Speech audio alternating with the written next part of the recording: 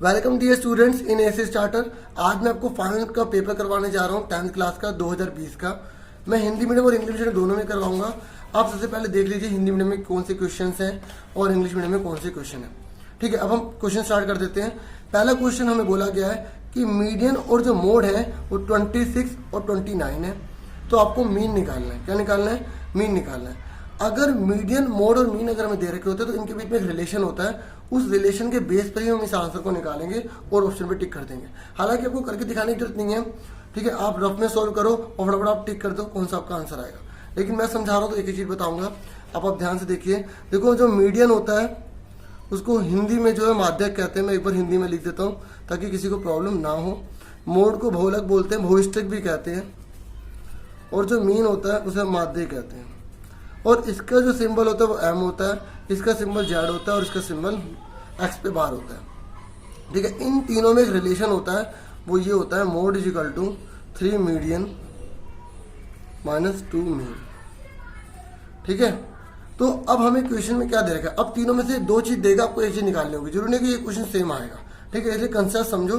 ठीक है, क्वेश्चन तो अपने आप आ जाएंगे आपको। अब आप ध्यान से देखो, मीडियन है ना, हमें 26 दे रखा है, तो मीडियन हमें कितना दे रखा है? 26। हमें मोड जो है वो 29 दे रखा है, हमने लिख दिया 29। हमें मीन नहीं दे रखा तो क्वेश्चन मार्क। अब तीनों में से जो चीज नहीं दी उस पर क्वेश्चन मार्क लगा देना।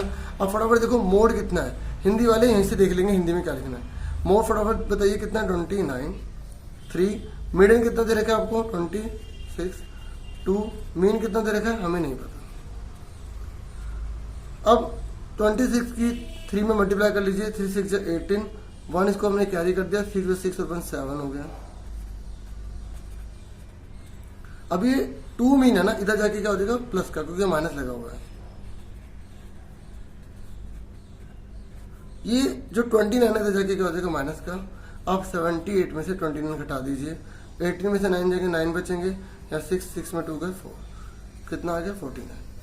ठीक है, अब ये जो 2 है इधर जाके क्या हो जाएगा? डिवाइड। तो आपका आंसर कितना आ जाएगा? इसका आप हाफ कर लो या 2 से डिवाइड कर लो। 2 2 जा 4 हो गया, 2 4 जा 8, 2 5 जा 10, 24.5 आ गया। अब आप देख सकते हैं आपका कौन सा ऑप्शन ठीक होगा। ठीक है, तो हमारा बी आंसर सही है। ठीक है, आपको एग्जाम में खाली इतना लिख के आना है, 24.5 क्वेश्चन नंबर 1 का आंसर। ठीक है, ये आपको रफ में करना है। अगर आप दिखा भी दोगे तो टीचर आपके नंबर नहीं काटेगा। ठीक है, अब हम सेकंड क्वेश्चन करते हैं। सेकंड क्वेश्चन में आप देख सकते हैं हमें लिखा है कि ए पॉइंट और बी पॉइंट है, इन दोनों के बीच की जो डिस्टेंस, हिंदी में दूरी 5 दे रखी है। हमने ए पॉइंट ले लिया 4, पी, बी हमने ले लिया 1, 0। कह रहा है इन दोनों के बीच की दूरी 5 यूनिट है। ठीक है, तो हमें क्या निकालना है? पी फाइंड करना है। क्या करना है? P find. देखो, जो चीज हमें निकालनी होते हैं उसी का फॉर्मूला लगाते हैं। तो हमें डिस्टेंस देखिए तो डिस्टेंस का फॉर्मूला लगाएंगे। ठीक है, पहले वाले को x1 y1 से डिनोट करेंगे, इसको x2 y2 से डिनोट करेंगे। अब ए बी डिस्टेंस का फॉर्मूला क्या होता है? 7 चैप्टर में आपने पढ़ा होगा। ठीक है, 7 चैप्टर में है डिस्टेंस फॉर्मूला। क्या फॉर्मूला होता है? x2 माइनस x1 का whole square, y2 minus y1 का होल स्क्वायर। ठीक है, अब ध्यान से देखिए, ए बी डिस्टेंस हमें दे रखे हैं 5 लिख देंगे। हिंदी में क्या लिखेंगे? ए बी दूरी। क्या लिखेंगे? दूरी। ठीक है, अब x2 कितना है? बाद वाले में से पहले वाला घटाना है। 1 लिखा, बाद वाले का साइन चेंज।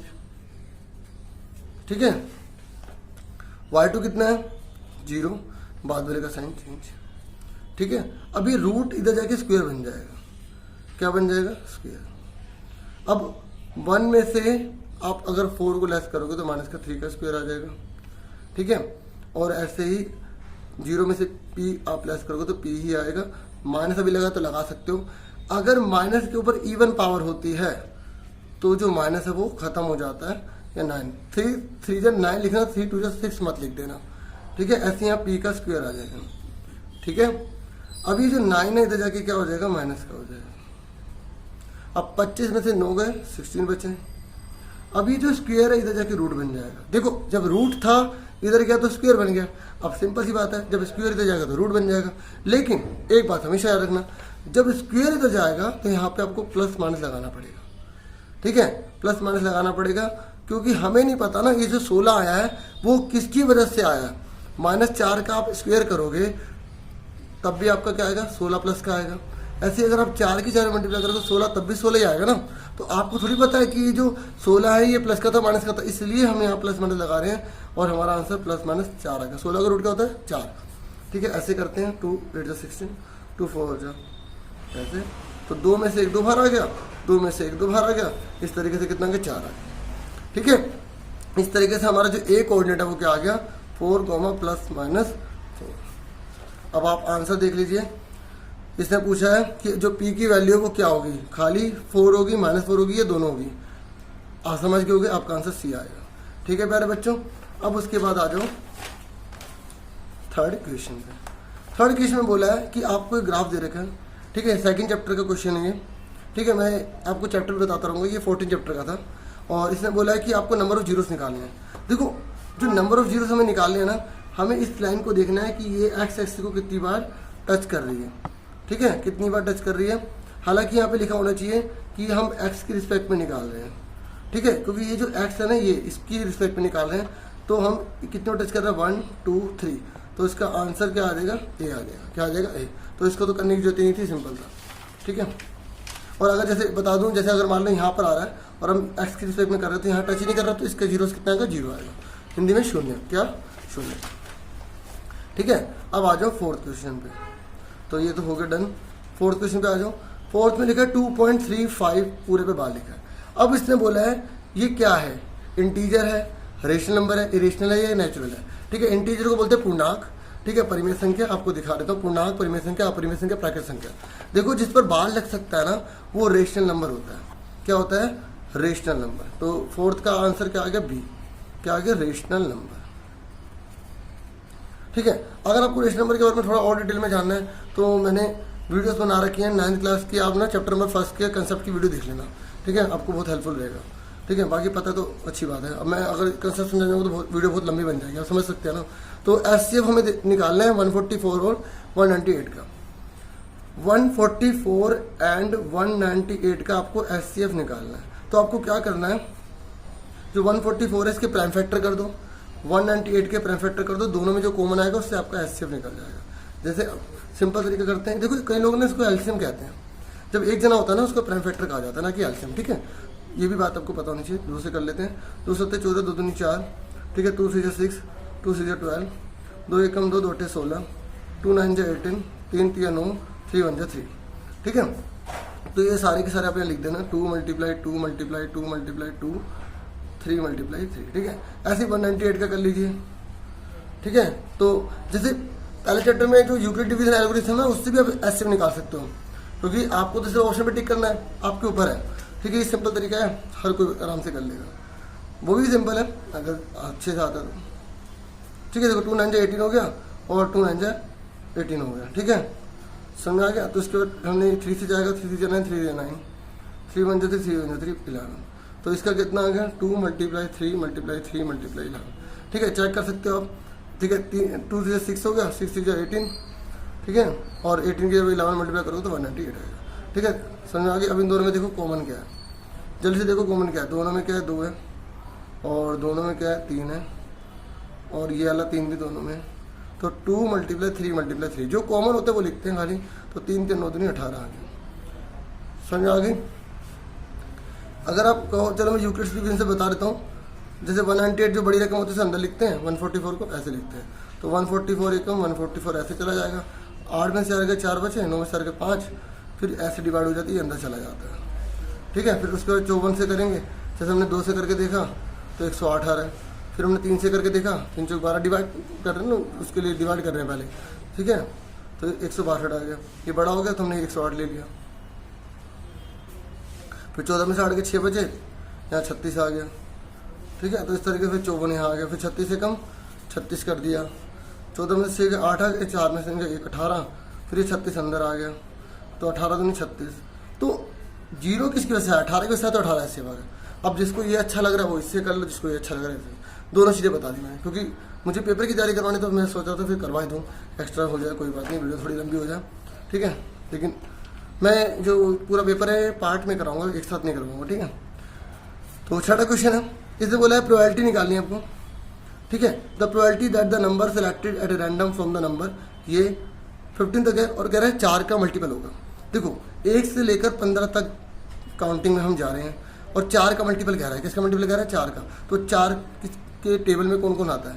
4, 8, 12, 16। देखो 16 ऊपर चला गया ना, 15 से क्या हुआ? ऊपर चला गया, इसको लेंगे नहीं। तो कितने जने हैं? 3। तो आपको खाली आंसर टिक करना है वैसे, प्रोबेबिलिटी मल्टीपल ऑफ 4। तो बताओ मल्टीपल 4 कितने? 1, 2, 3 और टोटल कितने? 15। तो 3 1 जा 3, 3 5 जा 15, तो 1/5 आपका आंसर आ गया। ठीक है, कितना आ गया? 1/5 आपका आंसर आ गया। क्लियर हो गया प्यारे बच्चों? तो आपका आंसर कौन सा हो गया? डी हो गया। अब आ जाओ 7th क्वेश्चन पे। ठीक है, 7th क्वेश्चन पे आ जाओ। इसने बोला है 225 है, इसको हम कैसे एक्सप्रेस करेंगे? तो इसकी भी हमें प्राइम फैक्टर ही करने पड़ेंगे। ठीक है, प्राइम फैक्टर कैसे करते हैं? देखो 5, 6, 7, 8, 9, अगर इसको ऐड करने में 3 के टेबल में आता है तो यहाँ 3 से हम लिख सकते हैं। ठीक है, आप सीधा 5 से भी कर सकते हो, लेकिन मैं आपको बता रहा हूँ थोड़ी नॉलेज, एक्स्ट्रा नॉलेज देना मुझे अच्छा लगता है। 3 7 21 हो गया, 3 5 15 हो गया। ठीक है, ऐसे 3 2 जा 6 हो गया, 3 5 जा 15 हो गया, ऐसे 5 5 जा 25 हो गया, 5 1 जा 5 हो गया। तो इस तरीके से 3 कितनी बार है? 2 बार। 5 कितनी बार है? 2 बार। तो आप बताइए कौन सा आंसर होगा आपका, जल्दी से बताइए। ठीक, सही होगा। ठीक है, हालांकि जिस बच्चे ने करा हुआ है उसकी जो शीट है उसने काफ़ी सही कर रखी है। क्वेश्चन नंबर 8 पे आ जाइए। क्वेश्चन नंबर 8 में बोला है QP is a tangent to a circle with centre O. ये सर्कल है, ये 10 चैप्टर का क्वेश्चन है बच्चों। कौन सी क्लास, कौन सी का? 10 चैप्टर का। तो इसे बोले क्यूपी जो है ना बच्चों, क्यूपी जो tangent to a circle with centre O, centre में ओ दे रखा है।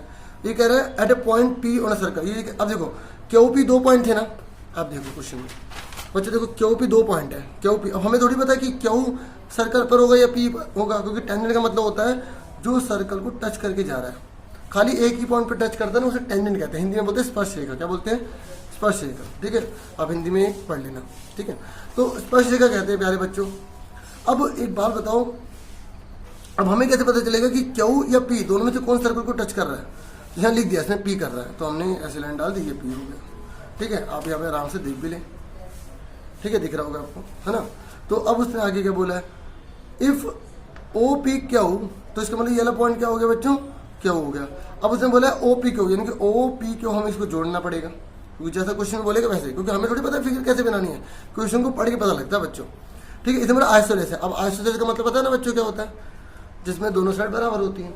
अब देखो हमेशा याद रखना, ठीक है, क्योंकि 10 चैप्टर में सारे कंसेप्ट है ना। अब इतना थोड़ा बता रहा हूँ मेन कि अगर पॉइंट यहाँ पर मतलब सेंटर ये है और ये लाइन इसको टच करके जा रही है, इसको टेंजेंट कहते हैं। क्या कहते हैं इसे? टेंजेंट कहते हैं। तो ये अगर इस टेंजेंट की इस पॉइंट को पॉइंट ऑफ कंटैक्ट बोलते थे, क्या बोलते हैं? स्पर्श बिंदु। इस पॉइंट ऑफ कंटैक्ट को जब हम इससे मिला देते हैं तो ये हमेशा 90 डिग्री का होता है। कितने का होता है? 90 डिग्री। इसका मतलब ये 90 डिग्री का है। और 90 डिग्री के सामने वाला क्या होता है? हाइपोटेनियस। आपने 6 चैप्टर में थ्योरम पढ़ी होगी, ठीक है, पाइथागोरस थ्योरम पढ़ी होगी। तो ये कर्ण होता है, ये जो कर्ण होता है हाइपोटेनियस जो होती है, ये इन दोनों से हमेशा बड़ी होगी। अब मैं ये क्यों बता रहा हूँ, ध्यान सुनो। इसने बोला आइसोलेस है। क्या बच्चों? आइसोलेस। आइसोलेस का मतलब ये होगा कि दो साइड इक्वल है, यानी कि ये वाली साइड इसकी इक्वल होगी। फिगर पे मत जाना, कंसेप्ट पे जाना। ये दोनों इक्वल होंगी। अब उसने बोला है कि ओ क्यू पी निकालिए, ओ क्यू पी निकालिए। अब आपको पता है ये 90 डिग्री की है। अब आपको पता है ये 90 डिग्री की है पॉइंट ऑफ कॉन्टैक्ट की वजह से और टेंजेंट की वजह से, है ना? तो अब एक ट्रायंगल का टोटल कितना होता है?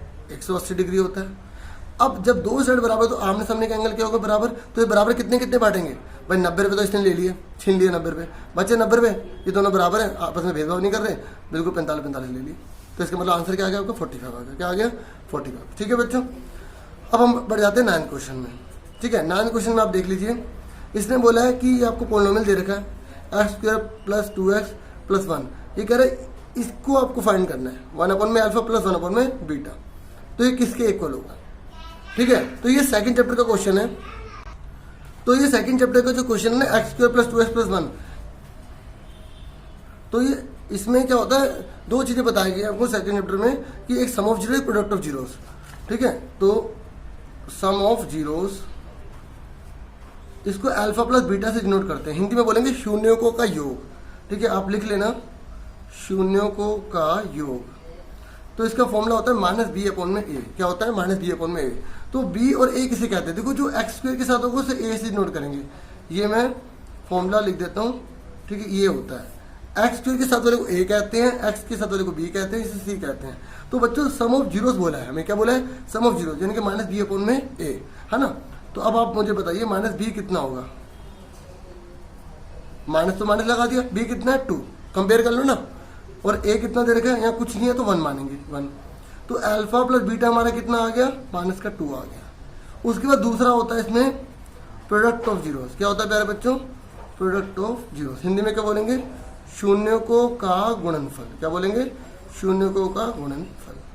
तो इसका फॉर्मूला क्या होता है? सी अपॉन में ए अल्फा बीटा, ठीक है, मल्टीप्लाई में। तो इसका सी, अब बताओ सी कितना है?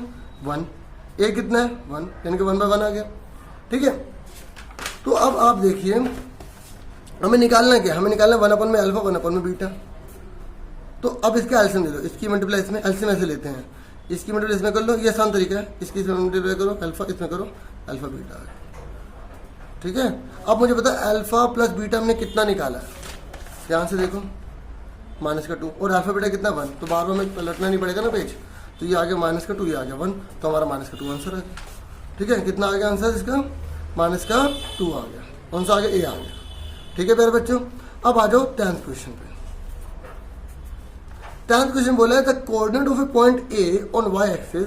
देखो मत, अब थोड़ा सा इसके बारे में थोड़ा समझ लो। अगर वाई एक्सिस बोल रहा है तो इसका मतलब 0, y होगा, और अगर एक्स एक्सिस बोल रहा है तो इसका मतलब x, 0 होगा, ठीक है। अब उसने बोला the coordinate of a point A on Y axis at a distance of 4 unit from X axis and below it are. तो ये कह रहा है पहले आप कोऑर्डिनेट बनाओगे तो उससे आप निकाल लोगे। देखो ये क्या कह रहा है, जो पॉइंट ए है ना वो वाई एक्सिस पर है, लेकिन 4 यूनिट बिलो है, नीचे है एक्स एक्सिस से। तो मैं आपको बता देता हूँ, ये एक्स एक्सिस होता है, ये वाई एक्सिस होता है। उसने हमें पहले बता दिया बच्चों कि जो पॉइंट ए है ना वो वाई एक्सिस पर होगा। वाई एक्सिस किसे कहते हैं? इसे कहते हैं। और वाई एक्सिस का मतलब क्या होता है? ये 0, y, यानी कि एक्स की वैल्यू 0 होगी, वाई की वैल्यू कुछ होगी, और वाई की वैल्यू क्या होगी? हमें दे रखा है 4, क्योंकि वो कह रहा है एक्स से 4 नीचे है। तो ये पहला 1, 2, 3, 4, तो ये पॉइंट आ गया 4। अगर एपो बोलता तो ऊपर लिखते, नीचे बिलो बोल रहा है तो नीचे होगा, तो माइनस का हो गया। तो इसका आंसर कितना आ गया? 0, माइनस का 4 आ गया। क्या आ गया प्यारे बच्चों? 0, माइनस का 4। समझ में आ गई? अगर बिलो बोला है तो माइनस का 4, अगर एबो बोलता तो प्लस का 4। और ठीक है, इन्हें बोल दिया वाई एक्सिस, तो इसका मतलब 0, y, y क्या होगा? आपको दे रखा होगा 4, ठीक है। अगर यहाँ बोलता है एक्स एक्सिस तो x, 0, यानी कि y की जगह 0 लिखते, x की जगह वो वैल्यू आ रही थी। जब एक्स एक्सिस के बारे में बोलता है ना तब वो लेफ्ट राइट के बारे में बोलेगा। क्या बोलेगा? Left right. जब वाई एक्सिस के बारे में बोलेगा तो वो क्या बोलेगा? अबव एंड बिलो, ठीक है। अब हम पढ़ जाते हैं 11th क्वेश्चन पे। 11th क्वेश्चन बोला है कि ये हमको क्वेश्चन दे रखी है और ये दे रखी है। ये कह रहा है दो इंटरसेक्टिंग लाइन है, यूनिक सॉल्यूशन है, चैप्टर नंबर 3 से रिलेटेड है। तो कह रहा है के की वैल्यू निकालिए। किसकी निकालिए? के की वैल्यू। देखो अगर a1 अपॉन में a2 not equal to b1 upon में b2 आते हैं तो इसका मतलब दोनों लाइन आपस में काट रही होती है, ठीक है। और अगर a1 अपॉन में a2 equal to b1 upon में b2 आ जाता और c1 अपॉन में c2 नहीं आता तो दोनों लाइन पैरेलल होती है। इसमें क्या बराबर आए ना बराबर कोई फर्क नहीं पड़ता, इसको देखना होता है खाली, ठीक है। अगर आप ये लिखना चाहो तो ये लिख सकते हो, अगर इक्वल आए या ना आए कोई फर्क नहीं पड़ता, ठीक है। और लेकिन पैरेलल तब होगा जब एक इक्वल, पहले वाला इक्वल आए दूसरे वाला ना आए। ये मत सोचना कि अगर ये इक्वल नहीं आ रहा ये इक्वल आ गया तो उसको पैरेलल बोल दोगे, नहीं, ठीक है। और जिन्होंने थर्ड चैप्टर पढ़ रखे उनको अच्छे से क्लियर हो रहा होगा, फिर भी मैं थोड़ा बहुत कंसेप्ट बता रहा हूँ। तीसरा होता है कि तीनों इक्वल आ जाए तो उसमें एक लाइन एक दूसरी लाइन के ऊपर चढ़ जाती है, जिसे बोलते हैं कांस्टेंट, मतलब संपाती। क्या बोलते हैं? संपाती। इसे बोलते हैं प्रतिच्छेदी, इसे बोलते हैं समांतर, इसे बोलते हैं संपाती। अब उसने बोला है कि ये प्रतिच्छेदी है, क्या है? इंटरसेक्टिंग है। अगर इंटरसेक्टिंग है तो इसका मतलब इनमें से कौन सा फॉर्मूला लगाएंगे? बताओ कौन सा लगाएंगे? ये इंटरसेक्टिंग का है, ये पैरेलल का है, ठीक है, ये कॉन्सिडेंट का है। अब बताओ कौन सा लगाएंगे? ये वाला लगाएंगे, मतलब कोई भी इक्वल नहीं लेना।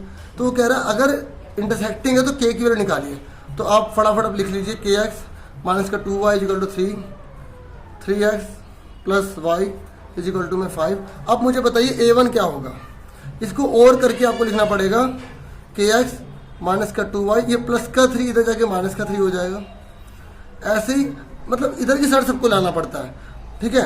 हालांकि कुछ बच्चे इधर करके भी कर लेते हैं, लेकिन अभी कंसेप्ट समझो, थोड़ा सा शुरू में बिल्कुल जो बेस है ना उससे करो, नहीं तो अलग अलग तरीके से सीखोगे तो फिर कन्फ्यूज हो जाओगे। अब मुझे बताओ a1 क्या होगा? x के साथ वाले को a1 कहेंगे और b1 क्या होगा? y के साथ वाले को बोलेंगे। C1 क्या होगा माइनस का 3, A2 क्या होगा 3, B2 क्या होगा 1 और C2 क्या होगा माइनस का 5। ठीक है, देखो जो बाद वाली इक्वेशन है इसलिए वहाँ 2 2 लगा रहे हैं, पहले वाले के लिए 1 1 लगा रहे हैं। अब बताओ क्या लिखोगे, given 2 lines are intersecting, Hindi वाले क्या लिखेंगे, दिया है दोनों रेखाएं प्रतिच्छेदी हैं, क्या है प्रतिच्छेदी हैं। और जब प्रतिच्छेदी है तो इसलिए A1 अपॉन में A2 बराबर नहीं होगा B1 अपॉन में B2 के। ठीक है, C लिखने की जरूरत नहीं थी लेकिन मैंने समझाने के पूरा बता दिया। इंटरसेक्टिंग में A1 अपॉन में A2 और B1 अपॉन में B2 काफ़ी होते हैं। ठीक है, A1 कितना दे रखा है K अपॉन में 3 और B1 कितना दे रखा है हमें माइनस का 2 अपॉन में 1। ठीक है, अब इसकी मल्टीप्लाई इसमें करो और 3 दूनी 6, तो इसका मतलब ये हो कि K की वैल्यू माइनस 6 कभी नहीं होगी, बाकी कुछ भी हो जाए। ये हमारा आंसर आ गया। ठीक है प्यारे बच्चों, ये हमारा आंसर आ गया। इस तरीके से मैंने आपको 11th का ऊपर वाला पार्ट करवा दिया। अब उसने बोला अगर क्वाड्रेटिक इक्वेशन है चैप्टर नंबर 4, कौन सा चैप्टर नंबर 4, तो कह रहे हैं इक्वल रूट है। क्या है इक्वल रूट, थोड़ा इक्वल रूट और क्या होता है थोड़ा सा ये भी देख लो। ठीक है, देखो भाई अगर डी की वैल्यू 0 आ जाती है तो उसको हम इक्वल रूट कहते हैं। क्या कहते हैं, इक्वल रूट। अगर डी की वैल्यू 0 से बड़ी आ जाती है तो डिस्टिंक्ट रूट कहते हैं। हिंदी में बता रहा हूँ, 1 मिनट, बराबर मूल बोलते हैं, बराबर मूल।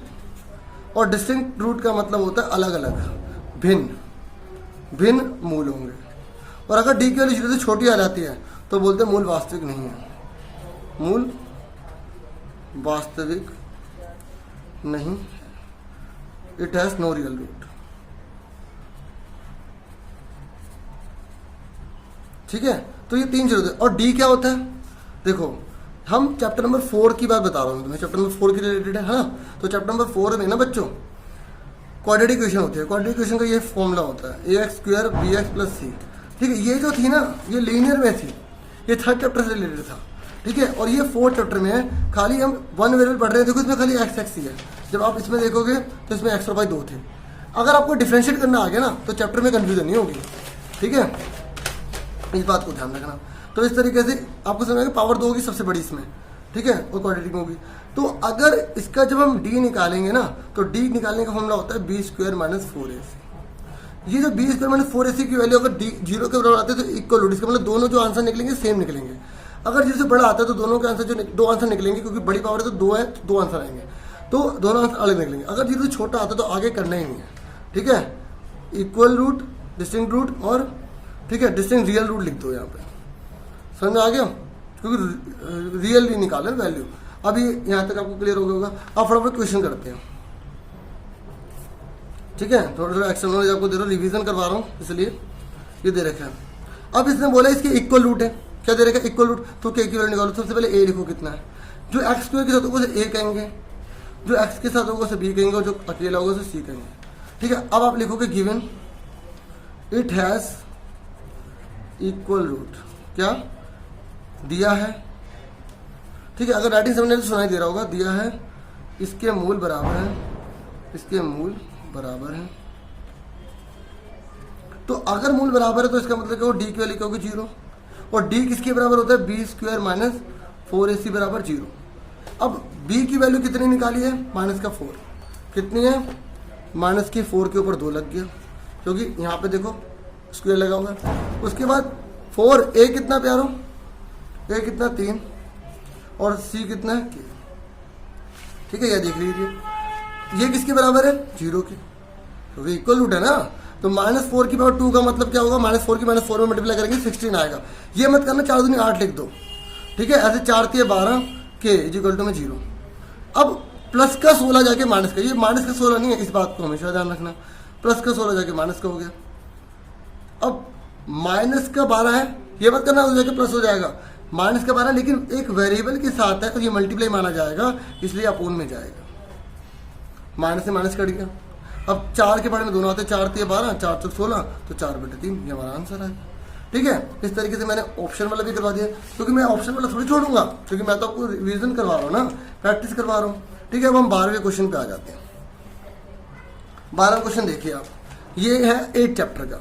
इसने बोला tan जो है वो a + b हो तो √3 है, माइनस हो तो 1/√3 है। अगर a बड़ा है तो a का मान निकालिए। ठीक है। तो ये ट्रिग्नोमेट्री है बच्चों। तो ट्रिग्नोमेट्री के देखो मैं ज़्यादा अभी आपको रूल नहीं बता पाऊंगा क्योंकि फिर बहुत ज़्यादा वो हो जाएगा। तो अभी आप सिर्फ इस क्वेश्चन को देख लीजिए। देखो tan में √3 की जो वैल्यू होती है ना वो होती है 60 के बराबर। किसके बराबर होती है? 60 के बराबर होती है। तो हमने पहले इक्वेशन बता दिया, टेकिंग फर्स्ट ले लिया तो tan a + b = tan 60 हो गया। √3 की वैल्यू tan में 60 डिग्री होती है, ठीक है। तो tan से tan कट गया तो a + b = कितना आ गया? 60 डिग्री आ गया, ठीक है। उसके बाद टेकिंग सेकंड ले लिया, इसको हमने थर्ड मान लिया। टेकिंग सेकंड ले लिया, टेकिंग tan a - b = 1/√3 है ना। अब मुझे बताओ tan की वैल्यू 1/√3 कितनी होती है?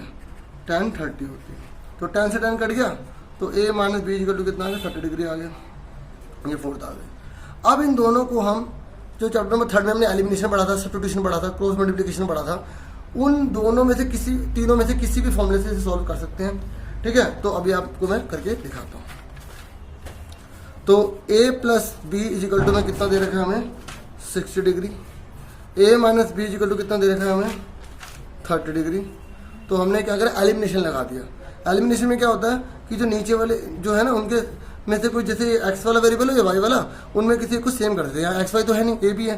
तो अब आप देखो चाहे तो नीचे के साइन चेंज कर सकते हो या नहीं, पहले से अलग है, सीधा काट दो, साइन चेंज करने की जरूरत नहीं है। a कितना होगा? 2a 6, क्योंकि हमने साइन चेंज नहीं करते, दोनों प्लस क्यों हुए ना, 90 आ गया, ठीक है। a कितना आ गया? 90/2 45 डिग्री आ गया। a कितना निकल गया? 45 डिग्री।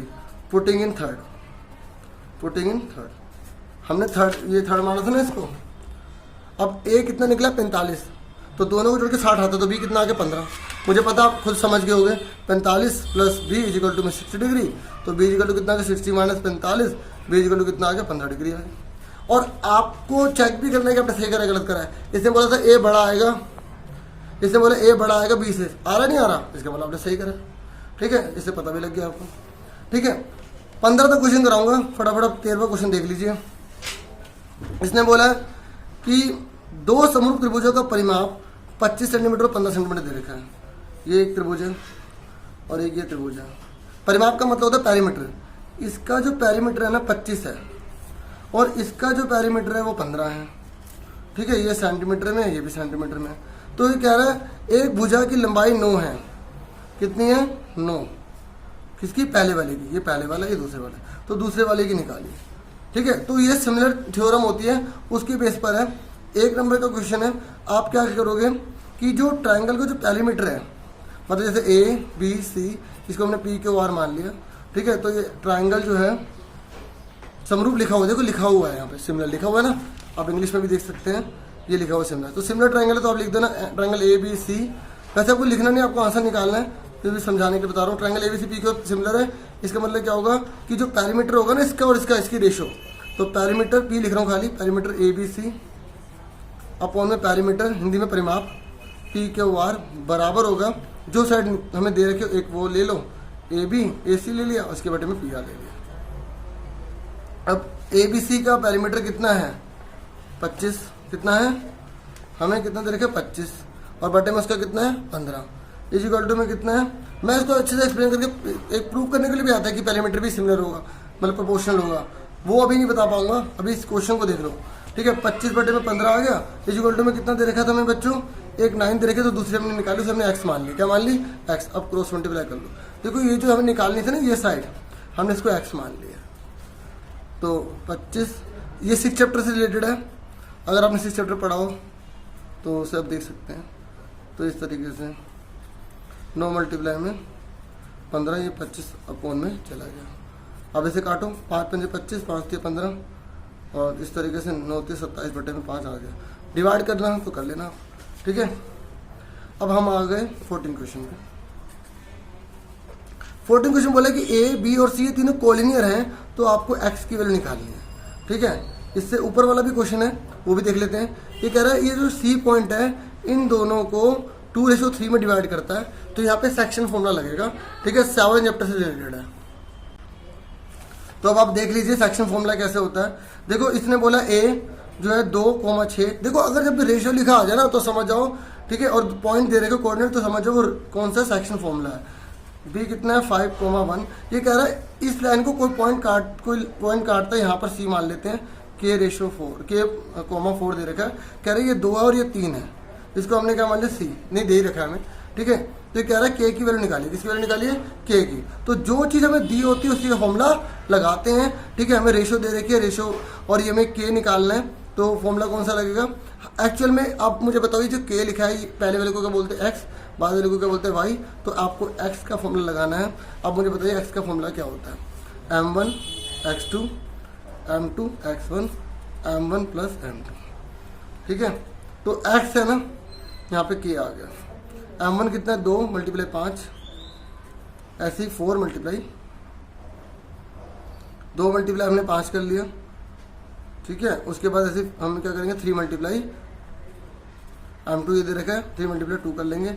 m1 कितना दे रखा है हमें 2 और m2 कितना रखा 3।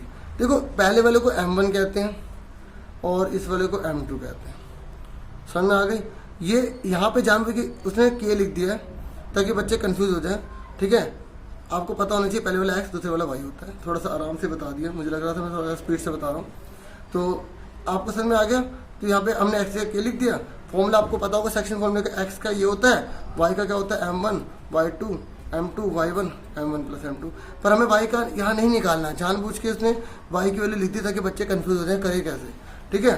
तो आपको उल्टा बहुत ईजी दे रखा है क्वेश्चन, एक वैल्यू निकालनी थी तो आपने एक ही फॉर्मूला लगाया x वाला, तो 10 प्लस 6 5, ठीक है, 5 दूनी 10 3 दूनी 6 और 5 हो गया 16/5 आंसर आ गया, ठीक है। अब उसके बाद इसका और वाला क्वेश्चन फटाफट देख लो।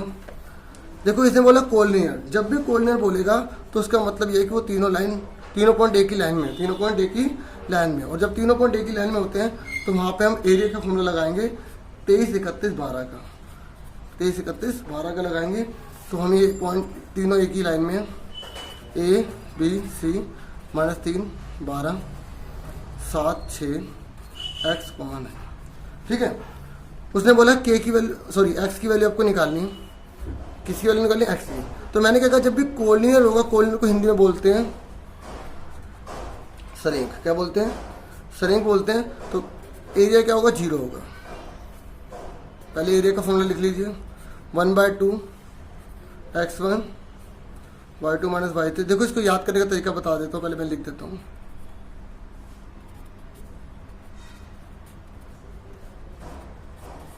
तेईस 31 12, देखो 2 3 3 1 1 2, ठीक है। अगर दिखाई दे सुनाई दे रहा होगा 23 31 12 और x1 x2 x3 लिख दे, याद करने का सबसे आसान तरीका है। और यहाँ पे आप x1 y1 लिख लीजिए, या x2 y2 लिख लीजिए, या x3 y3 लिख लीजिए। अब आप ये लिखेंगे since and A C are collinear. Hindi में क्या लिखेंगे ए बी तथा सी सरेंक है, इसलिए एरिया A B C 0 होगा। क्योंकि देखो जब तीनों पॉइंट एक ही लाइन में, तो ट्रायंगल का बनेगा, जब ट्रायंगल ही नहीं बनेगा तो क्षेत्रफल क्या होगा 0 होगा ना। तो इस तरीके से यहाँ लिख देंगे 0, ठीक है। अब फटाफट बताइए x1 कितना है -3, y2 कितना दे रखा है 6, y3 कितना दे रखा है 9, x2 कितना दे रखा है 7, ठीक है, और y3 कितना दे रखा है 9, y1 कितना दे रखा है 12, x3 कितना दे रखा है y1 कितना दे रखा है 12, y2 कितना दे रखा है 6, ठीक है। समझ में आ गया 23 31 12, ये 1/2 दे जाके बन गया 0 -3। अब देखो 9 में से 6 के कितने बचे -3 बचे, 12 में से 9 के कितने बचे 3 बचे, और 12 में 6 के बचे 6, 3 3 9 हो गया, 7 3 21 हो गया, ये 6x हो गया। अब 21 में से 9 के कितने बचे, ठीक है, 21 में से आप 9 हटा दो, 11 में 9 के 2, और यहाँ पे 12 बचे 12 बचे। अब प्लस का 6x, देखो ये माइनस की रकम बढ़ी है तो माइनस का साइन आएगा, ठीक है। अब प्लस का ऐसे करो, इसको उधर ले जाओ, माइनस का 12 उधर जाके क्या हो जाएगा प्लस का। अब ये 6 मल्टीप्लाई में इधर जाके क्या हो जाएगा डिवाइड, तो x इक्वल टू कितना होगा 6 हो जाए 12। अब इधर लिखो इधर लिखो, भाग एक ही है, और लगा देना, यहाँ पे क्या लगा देना और, ठीक है। जहाँ इक्वल वाला आ रहा हूँ और लगाना जरूरी होता है। समझ में आ गया x = 2 कैसा है। हमने 23 31 12 का फॉर्मूला लगाया है। देखो पहले x1 फिर ये x2 फिर x3 लगा दिया, तो उसके बाद 23 31 12 मतलब 2 3 2 3, फिर उसके बाद 3 1 3 1, फिर 1 2 1 2, ठीक है। तो 23 31 12 लगा, ये हमारा आंसर आ गया, ठीक है। उम्मीद करूंगा ये क्लियर हो गया होगा, नहीं तो वीडियो को दोबारा देख लेना और अच्छे से क्लियर हो जाएगा, और स्पीड कम करके देख लेना और अच्छे से क्लियर हो जाएगा, ठीक है। बाकी हो गया तो और अच्छी बात है। 15वां क्वेश्चन, लास्ट क्वेश्चन आज का। कोट थीटा इक्वल टू 12/5 दे रखा है, तो कह रहा है साइन थीटा निकालिए, ठीक है। 8 चैप्टर का क्वेश्चन है। तो देखो ये 90 डिग्री का ट्रायंगल होता है, तो आपको पता होना चाहिए पंडित बद्री प्रसाद हर हर भोले, तो ये फॉर्मूला होता है। तो यहाँ पे कोट थीटा दे रखा है, कोट थीटा का क्या होता है b/p, ऊपर साइन कोस टैन होता है, साइन का उल्टा क्या होता है कोसेक, कोस का उल्टा क्या होता है सेक, और टैन का उल्टा कोट, तो कोट का क्या हो गया b/p हो गया। तो ये b/p, ठीक है। ये थोड़ा याद करने का तरीका है, आप याद कर सकते हैं। तो अब आप देखिए थीटा किसको मान रहे हैं, इसको मान रहे हैं, इसको मान रहे हैं, मैंने इसको थीटा मान लिया। अगर मैंने इसको थीटा माना तो इसका नाम p होगा यानी कि 5, और b क्या होगा नीचे वाला। अब आपको ये निकालना पड़ेगा, क्या निकालना पड़ेगा ये, ठीक है। जैसे a है ये b है, से 5 को से निकाल के 13 आ जाएगा, करके दिखा देता हूँ। 90 के सामने वाला आ जाएगा,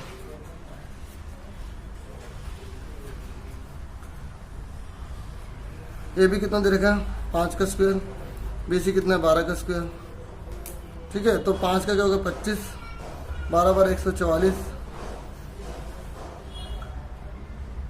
तो 169 आ गया। ये स्क्वायर चल रहा है, ठीक है, जाके रूट हो गया, ठीक है। तो कितना आ गया 13 आ गया, ठीक है। 13 यूनिट लिखेंगे क्योंकि यहाँ सेंटीमीटर लिखा नहीं है। ये 13 आ गया, कितना आ गया 13 आ गया, देख लेते हैं। अब हमने बोला साइन थीटा निकालना है, क्या निकालना है साइन थीटा। साइन थीटा का फॉर्मूला क्या होता है p/h, p/h होता है। देख लेते हैं चलता है नहीं चलता, चल रहा है, थोड़ा इसको आराम मांग रहा था। p/h, अब मुझे बता p कितना है 5, आज कितना है 13, ये आंसर आ गया। समझ में आ गई। थोड़ा सा ये है ना पेन से लिखते हैं तो थोड़ा बच्चों को नज़र नहीं आता, इसलिए मैंने थोड़ा सा लिख दिया, ठीक है। तो उम्मीद करूँगा आपको 15 क्वेश्चन अच्छे से क्लियर हो गए होंगे। मैं जल्दी बाकी के क्वेश्चन भी लेकर आऊँगा, ठीक है। और अगर आप पुरानी वीडियो देख रहे होंगे, अगर पुरानी हो जाती है तो आपको डिस्क्रिप्शन में लिंक जरूर मिल जाएगा, ठीक है। तो आज के लिए इतना बहुत है। वीडियो को लाइक शेयर और सब्सक्राइब करना तो बिल्कुल मत भूलिएगा, ठीक है। देखो दोस्तों को जितना हो सकता है शेयर करिए अगर आपको अच्छा लग रहा है तो। और आज के लिए इतना बहुत है, और बस इतना करूँगा। थैंक यू फॉर वॉचिंग, ठीक है। और नमस्ते सभी को।